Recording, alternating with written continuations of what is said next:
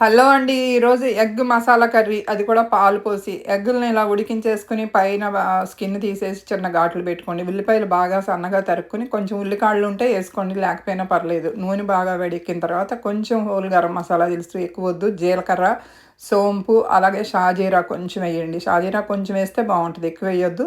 అలాగే ఇవన్నీ ఎగిపోయిన తర్వాత ఈ సన్నగా తరిగిన ఉల్లిపాయలని ఏసుకొని కొంచెంసేపు తిప్పండి. మనకి ఇండియాలో అయితే నీరు ఎక్కువ రాదండి. ఇక్కడ ఎక్కువ వచ్చేస్తది వాటరు.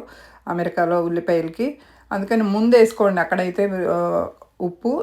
ఇక్కడైతే మాత్రం ఉప్పు తర్వాత ఏసుకుంటమే బెటరు. పసుపు, తర్వాత అల్లం తురుము. అల్లం, వెల్లిపాయ అవసరం లేదు దీనికి. అల్లం తురుము, పచ్చిమిరపకాయలు మీ కారాన్ని బట్టి కొంచెం ఎక్కువ వేసుకోండి. కారం తక్కువేస్తాం ఇది. అలాగే ఉల్లికాడలు ఉంటే ఇలా సన్నగా తరిగేసుకోండి. లేకపోతే అవసరం లేదు. అయి ఏసినాక ఎక్కువసేపు వేయించొద్దు. అది తర్వాత వెంటనే గుడ్లేసేసి కొంచెం సేపు అలా అలా తిప్పండి. నెమ్మదిగా గుడ్లు చితక్కుండా తిప్పేసుకొని, ఇప్పుడు మన దగ్గర ఉన్న గరం మసాలా ఏదైతే ఉంటదో అది వాడొద్దు. దీనిలో ఓన్లీ ధనియాల పొడి ఒక్కటే ఏసుకోండి. ధనియాల పొడి కూడా ఎక్కువ వేయొద్దు. నలుపొచ్చేస్తది. అలాగే కొంచెం బియ్యపు పిండి చిక్కదనం కోసం కొంచెం స్పూన్ తోటి పాలు పోసి ఇలా గడ్డలు లేకుండా కలిపేసుకోండి.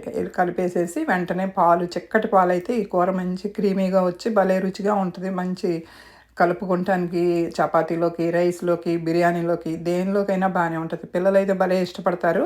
ఇది కారం తక్కువేసుకొని పచ్చిమిరపకాయలు ఎక్కువేసుకోండి అంతే. చాలా టేస్టీగా ఉంటది.